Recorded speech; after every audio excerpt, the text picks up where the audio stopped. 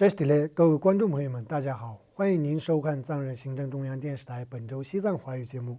我是主持人巴桑。本期的主要新闻有：达赖喇嘛尊者表示，民主是台湾最重要的资产；英国国会议员联合提出西藏旅行互换法；捐赠1亿美元给加州大学圣地亚哥分校，讨论慈悲善心项目；南非议员表示，人权必须在与中国的经贸关系之上。达赖喇嘛接见夏令营计划的海外藏人学生。西藏安都地区海南乡的藏人为达赖喇嘛尊者供奉长寿仪轨。达赖喇嘛尊者、司政、议会议长分别致函祝贺卡纳达克邦首席部长。下面请看详细内容。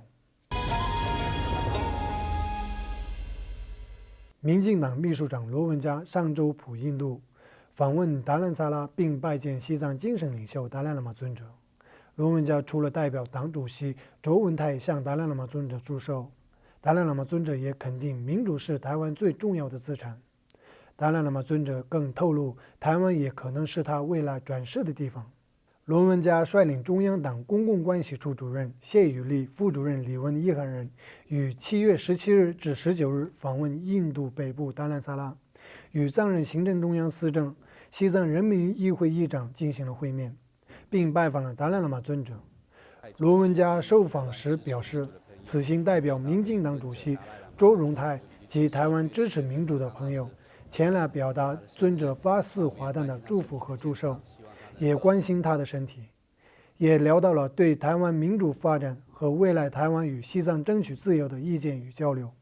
此外，英国12名国会议员联合提出西藏旅游互换法，呼吁政府效仿美国国会颁布的西藏旅行互换法，来促使中国停止对西藏的封锁和打压。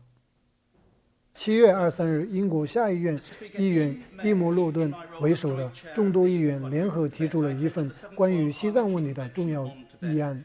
即西藏旅游互换法。该议案认为，应效仿美国国会结束中国对西藏的封锁，要求中国政府准许美国记者、外交官以及游客在西藏不受限制的旅行，正如中国的记者与外交官能够在自由地访问美国一样。议案发起人迪莫多伦议员在国会中介绍议案时表示，这反映了美国国会已经一致通过的法案。我们在英国的欧洲也应该采取类似的立场，直截了当地向中国表明，英国不会对中共持续打压藏人的行为保持沉默，我们将不会忽视，也不会再容忍。该议案获得了英国各政党的大力支持，众议院所有主要政党的成员共同赞成该议案。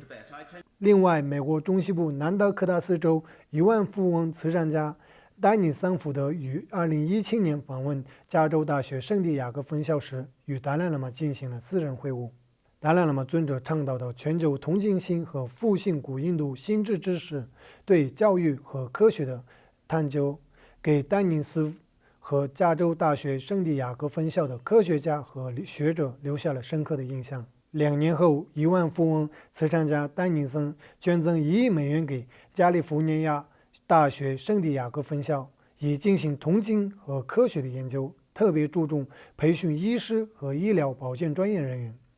5月下旬，美国加州大学圣地亚哥分校健康科学院院长大卫·布莱纳和其他教授在达兰萨拉拜见了西藏精神领袖达赖喇嘛尊者，并讨论如何探究慈悲心与同理心有效方法，以及谈到了森福德向该校捐赠1亿美元的细节内容。请继续收看今天的新闻节目。南非英格党自由党议员赤岭格瓦近日身穿藏装在议会上发言，他强调，南非作为自由之地，必须向那些遭受压迫的藏人伸出援手，并反省拒绝达赖喇嘛尊者入境签证的决定。南非在同中共建立贸易关系时，绝不应该在自己的人权价值观上妥协。7月11日，南非英格党自由党议员赤岭格瓦在国会的质询会议上发言，力挺西藏与人权。议员在国会上还指出，然而我们应该牢记，南非作为自由之地，应该向那些遭受侵犯与压迫的群体伸出援手。与藏人接触提醒着南非，政府曾经做出拒绝达赖喇嘛尊者访问的决定，也提醒着南非永远都不应该无视人权问题。他还表示，我们也应该谈一谈更加严重的问题：中国霸权、一中政策正在给藏人与台湾人民浩劫，他们也渴望自由与民主。